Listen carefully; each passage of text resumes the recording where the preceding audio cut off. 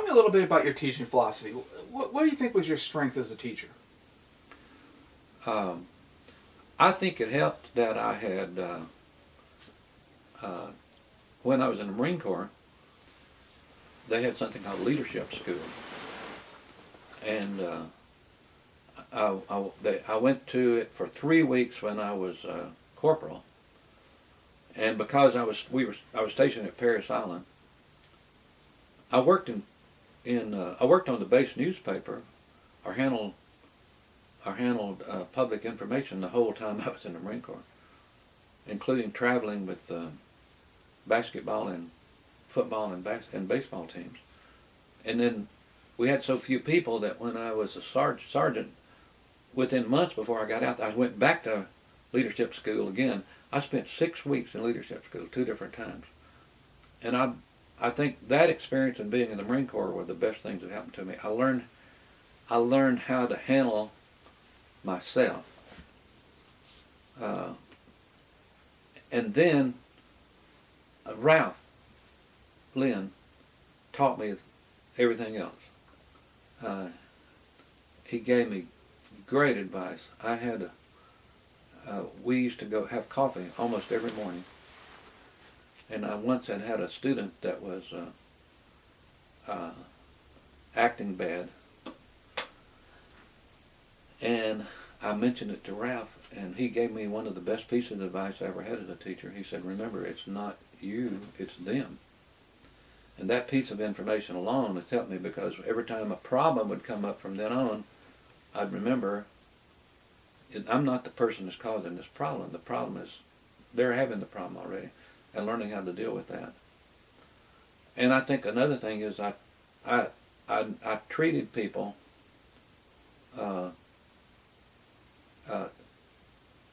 as equals. I tried not to ever act authoritarian toward them. I may have done it some early in my career, but just be natural, just act yourself, and not put on airs, not try to be somebody you weren't.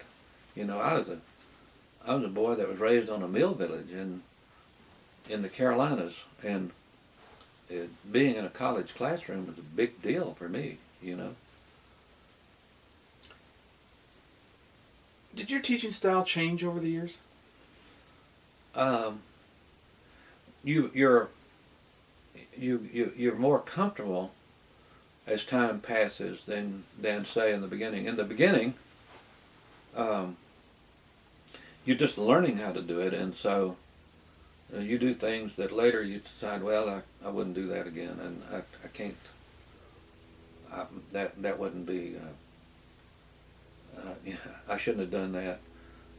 And I think I became, as time went by, I became more relaxed and than I had been to start with. And in being more relaxed, a lot of times you can communicate better than if you are pontificating. If you're, instead of, you know, we have 3 points to cover here, and there are points A, B, and C. Instead, just say, here's what I think about this, or whatever.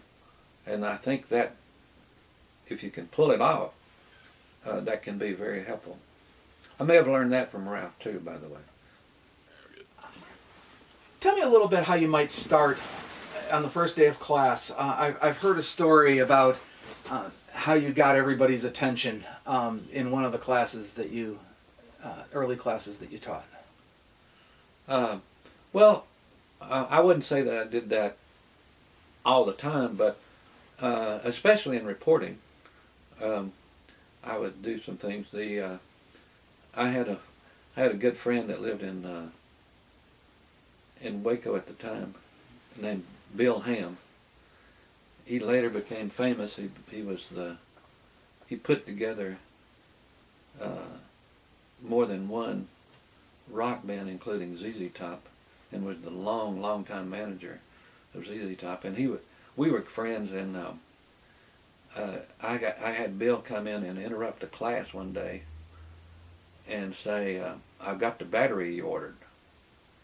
And I said, I didn't order any battery. And he said, well, if you don't pay for the battery, you got to pay $30 for this battery. If you don't pay for the battery, we're going to have to. And so I pulled out $30 and gave it to him and got the battery. And then asked people to write what they would see. And then you probably heard from Bob Darden the story about these two guys came in, just walked in and started fighting. And one got on top of the other fighting on the floor. Our people come in and interrupt and just say, start talking to me. Then I would ask students to write what they'd seen, and usually what happened, they couldn't remember the details, and I'd try to prove the point, about how you, first of all, how you pay attention, and how inexact people's memories are, impressions are on things like that. But I wouldn't say that I did that, I did it mostly in reporting classes to try to teach them something. How did you inspire and influence future journalists? I think it'd be a mistake to think that you do it yourself. I don't think you do it so much yourself as it pretty well has to be. It has to be there to start with. I was real lucky, I would say,